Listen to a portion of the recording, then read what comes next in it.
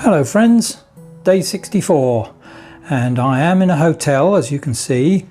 I have done that because I want to nail it once and for all with the airbed. Well, not literally, that would be a bit silly with an airbed, wouldn't it? But I have the patches, they've now been delivered, and I've replaced all the old bicycle tube patches with the proper ones.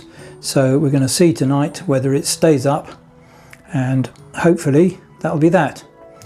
The other thing that happened last night though was that a rodent of some description chewed its way through the fly screen on the bottom of my tent and then proceeded to chew its way into the food bag, and then inside the food bag all the food was in heavy-duty plastic bags and it chewed its way into those as well.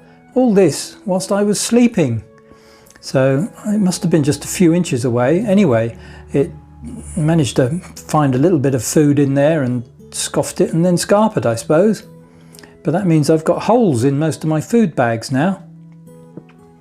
And when I was on the trail today, I met somebody who'd stayed in the bothy just down from where I was, and she said that a mouse, and she'd seen that it was a mouse, had chewed its way through her brand new rucksack.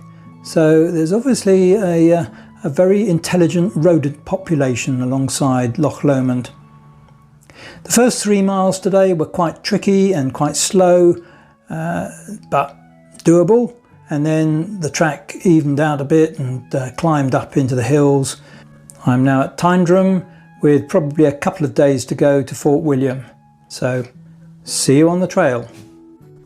This is the damage done to my food bags and to the fly screen.